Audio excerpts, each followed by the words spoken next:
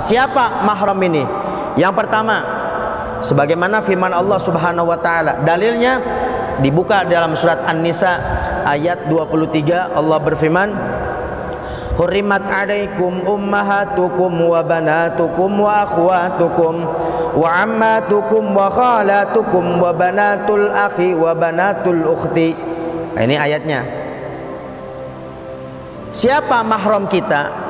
Mahram kita ini mahram dari nasab terlebih dahulu, mahram dari keturunan. Karena nanti ada mahram dari nasab, ada mahram sebab susuan, ada mahram sebab pernikahan, ada juga mahram yang terbatas, artinya suatu saat tidak mahram. Ya, nah ini.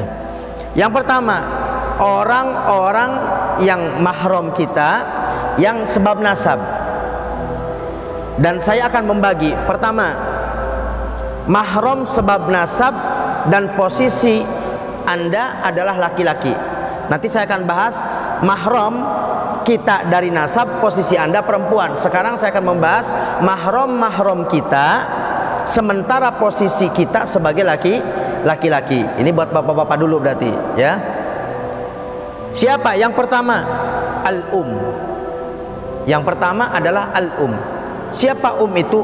Yaitu adalah kullu unsa, setiap perempuan, waladatka yang melahirkanmu, awaladat man waladaka, atau orang yang melahirkanmu. Siapa kira-kira? Yaitu adalah ibu kita, orang perempuan yang melahirkan kita. Ibu kita itu adalah mahram. Dan orang yang melahirkan kita siapa? Nenek kita. Dan orang yang melahirkan kita berarti buyut kita, terus sampai ke atas perempuan ibu kita, ibunya ibu kita terus sampai ke atas, sampai ila yaumil qiyamah, bukan yaumil qiyamah, sampai ke zaman Nabi Adam maksudnya. Itu semuanya adalah mahram. Tapi sekarang kan paling nyampe ke nenek, ya, ke sana jarang. Dah, berarti ibu kita itu adalah mahram. Terus orang yang melahirkan ibu kita berarti ibunya ibu kita itu mahram. Yang pertama, ini saya membahas nasab dari keturunan sementara Anda posisi laki-laki. Yang pertama adalah ibu. Yang kedua itu adalah al-bintu, yaitu adalah anak perempuan. Ya. Siapa anak perempuan itu? Yaitu adalah setiap perempuan yang telah kau lahirkan. Setiap perempuan yang dilahirkan oleh sebab kita itu adalah anak kita. Perempuan yang lahir, yang yang telah kita lahirkan. Maksudnya kita itu ya, kalau yang lahiran ya istrinya ya. Tapi maksudnya kita juga menyumbang, kalau enggak mungkin hamil kan, begitu ya. Jadi anak perempuan kita itu mahram. Pertama ibu, kedua anak perempuan kita. Yang ketiga al-ukhtu, yaitu saudari perempuan kita. Bapak punya saudara perempuan, kakak atau adik, cece atau napirayi yang perempuan, itu adalah mahram kita. Yang keempat yaitu adalah al-amah. Siapa amah itu? Amah itu adalah bibi dari ayah. Bapak punya ayah, ayah bapak punya saudari, baik kakaknya atau adiknya. Kalau di kita kan dibedain antara uwa sarang naon, sarang bibi ya. Kalau di Arab nggak ada, pokoknya ammah. Ammah itu baik ke atas uwa ataupun ke bawah bibi perempuan. Jadi saudarinya bapak kita, siapa menurut kita namanya? Bibi atau uwa yang perempuan, itu adalah mahram kita. Bapak yang ada di sini punya bapak. Bapak kita punya saudari perempuan, baik ke atas maupun ke bawah, maka itu adalah mahram kita. Jelas ya? Nah, yang kelima yaitu adalah al-kholah. Kholah itu bibi atau uwa dari sisi ibu. Karena bahasa Arab itu dibedain. Kalau bibi dari ayah namanya ammah, tapi kalau bibi dari ibu namanya kholah. Jadi saudari-saudarinya ibu kita. Ibu kita punya adik, ibu kita punya kakak perempuan, itu adalah mahram kita. Tidak batal salaman, tempel kulit juga tidak batal, dan salaman pun tidak apa-apa. Yang terakhir Yang ketujuh, mohon maaf, baru 5 ya. Yang keenam, sebab ada 7. Yang keenam yaitu adalah bintul akh, anak perempuannya saudara kita yang laki-laki. Kita punya kakak, saudara kita kan kakak gitu, atau adik kita laki-laki. Kakak kita atau adik kita laki-laki punya anak perempuan. Siapa berarti?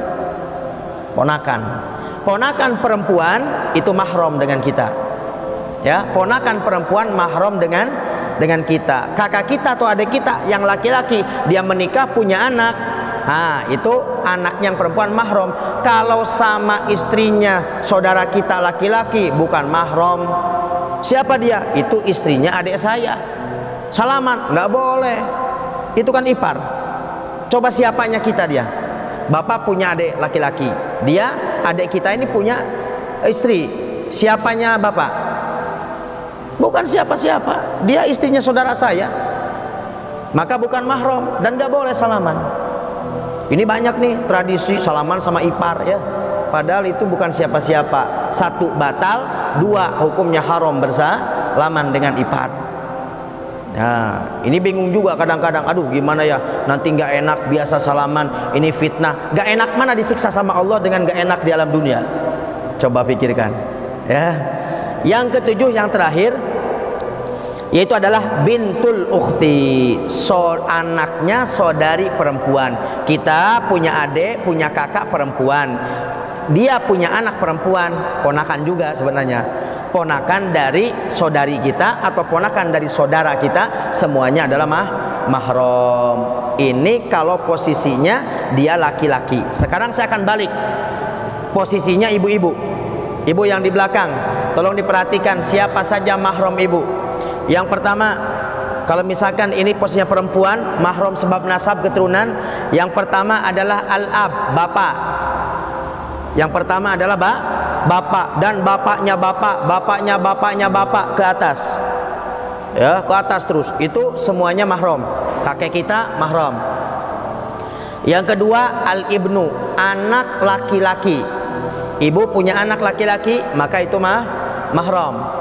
Yang ketiga saudara laki-laki. Ibu punya saudara laki-laki, baik kakak atau adik laki-laki, maka itu mahram juga sebab nasab.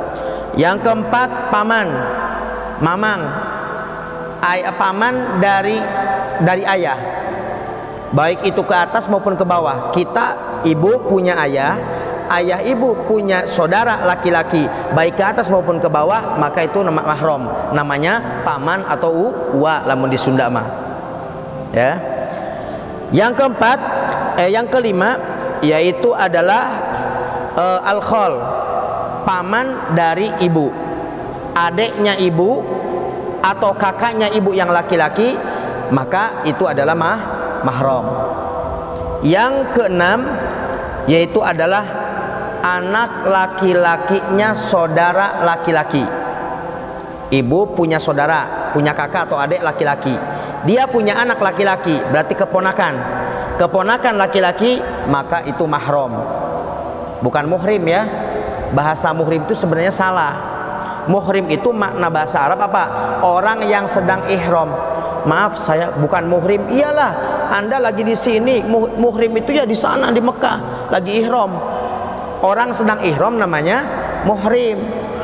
Ya, tapi kalau mahram yang tempel kulit nggak batal salaman nggak apa-apa, namanya bahasa Arabnya mahram, bukan muhrim. Tapi suka ada yang bilang, oh bukan muhrim, ya sudahlah nggak apa-apa karena mereka tidak paham bahasa Arab. Ya, secara makna juga benar. Kenapa? Dia memang di sini di Cilimus, gimana mau ihram? Saya bukan muhrim, iyalah bukan ihram, bukan orang yang sedang ihram. Yang ketujuh, yang terakhir, kalau posisi ini perempuan, yaitu adalah anak laki-lakinya saudara perempuan. Si ibu punya kakak perempuan, punya adik perempuan, dia punya anak laki-laki, ponakan laki-laki dari saudara perempuan atau ponakan laki-laki dari saudara laki-laki, itu semuanya mahram. Ini adalah mahram sebab nasab. Dan ditambah lagi siapa? Saudara-saudaranya kakek kita. atau saudara-saudaranya nenek kita.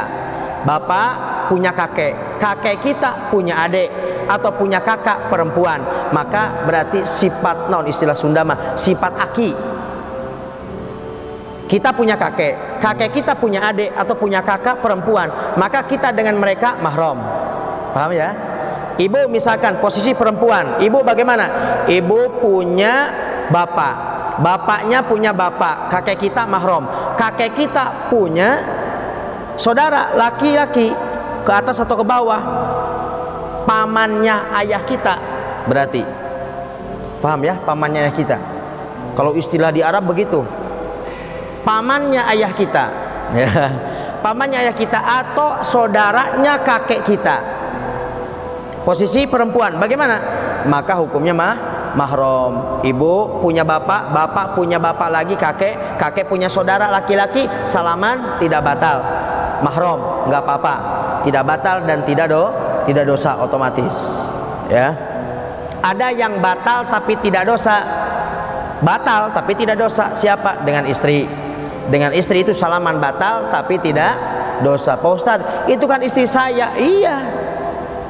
Kenapa Anda bisa menikah dengan dia? Karena dia bukan mahram Anda. Kalau bukan mahram berarti tempel kulit batal. Tapi halal begitu. Halal sebab apa? Halal sebab nikah. Jadi dengan istri itu